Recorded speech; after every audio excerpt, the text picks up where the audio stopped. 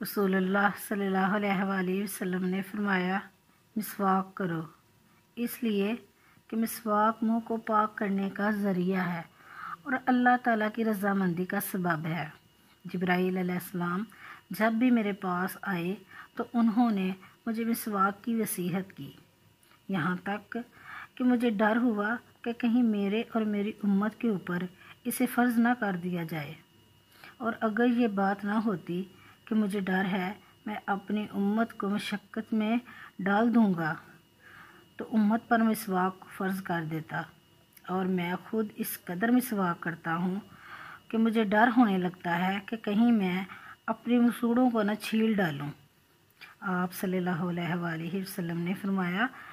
तुम्हारे मुँह कुरान के रास्ते हैं,